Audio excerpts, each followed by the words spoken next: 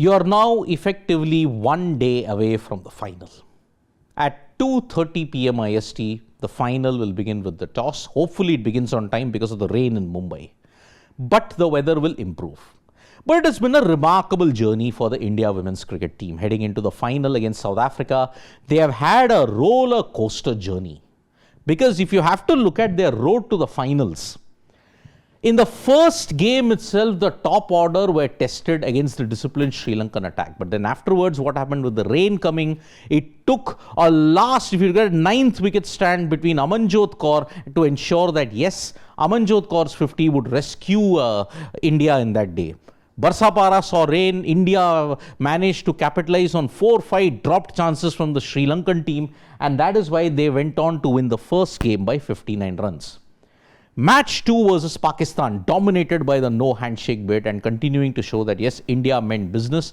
Harmanpreet Kaur's team managed a clinical 88-run win. It was a good performance from Richa Ghosh, who chipped in with a vital cameo, and the rest of the bowlers really stepped up in the fielding bit. Versus South Africa in Vizag. Now heading into the match, Vizag was considered the fortress of the Indian cricket team because they had not lost there at all. But Nadine de Klerk's exploits when they needed close to 10-12 runs and over. Nadine de Klerk showed her worth, and in one of the most blazing knocks that you can see, she hit 2 sixes of Amanjot and ensured that yes, and Kranti God, and they won by 80, and they were lost that game by 3 wickets. If you thought that was painful, then in that same venue, Australia versus India in a high-scoring encounter, Annabel Sutherland managed to take 5 wickets as India were restricted to 331. And Australia chased it down with Alyssa Healy scoring big and Ellis Perry coming later on and scoring the big runs. All Australian batters chipped in, and because of that, Australia had achieved that by then a world record chase. If you thought things were going to get even more worse for the India women's team, think again. Because India versus England on 19th October at Indore, India were cruising. They needed to score more, just about a run a ball, but they choked and lost by 4 runs.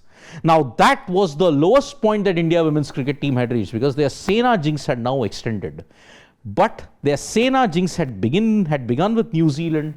In their 6th match, they managed to beat New Zealand at D.Y. Patil by 53 runs. With the DLS score coming yet again, because that time the match was delayed due to rain and New Zealand had a stiff total to chase.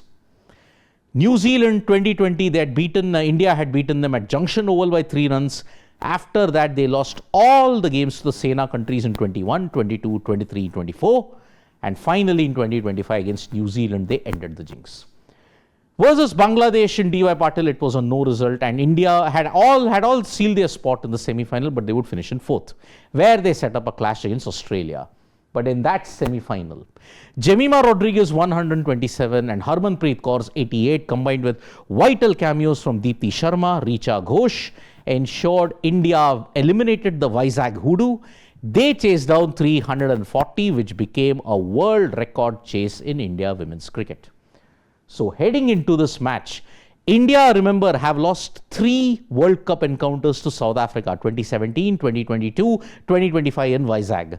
Will they avoid a 4th defeat, or will India bounce back and ensure that they create history in Navi Mumbai? You can write to us in the comments below. Thank you so much, folks, for joining us for this video. Subscribe to Sports Today for all the latest news and analysis.